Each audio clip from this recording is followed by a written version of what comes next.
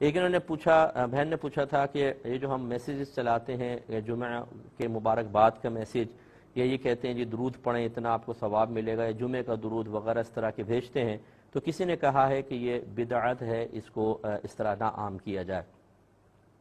دیکھیں بعض طریقے ایسے ہوتے ہیں کہ جو سابقہ دور میں موجود نہیں تھے، یا بعض اعمال و افعال ایسے ہیں کہ جو جدید دور کی پیداوار ہیں، لیکن وہ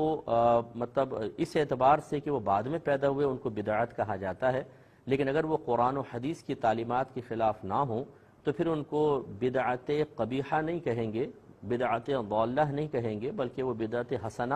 یا بدعت مباحہ میں آتے ہیں۔ بدعت حسنہ کا مطلب کوئی نیا کام آپ ایسا پیدا کر لیں کہ جو پہلے اس کا کوئی حکم نہیں ہے، نہ اس کے بارے میں سرکار صلی اللہ علیہ وسلم نے کوئی تلقین کی، نہ خود کیا، لیکن وہ دین کے لیے فائدہ مند ہے، اس میں کوئی فائدہ ہے، تو وہ بدعت حسنہ کہلاتی ہے، یعنی اچھی بدعت ہے، اس کا ثواب ملے گا۔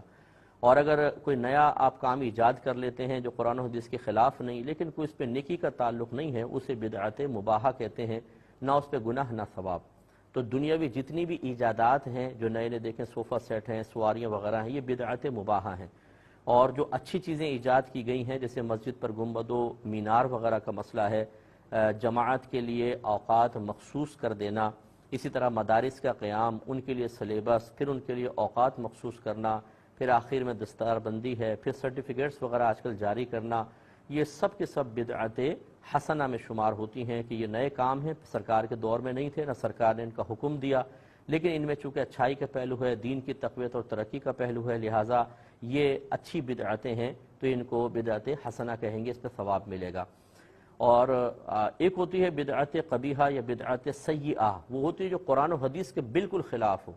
کسی عقیدے کے خلاف ہے، قرآن حدیث کی تعلیم کے خلاف ہے، وہ بری بدعت ہوتی ہے، جیسے نیا عقیدہ ایجاد کر لینا یا کوئی گناہ کی چیزیں ایجاد کر لینا، یہ ہے بدعت سیئہ۔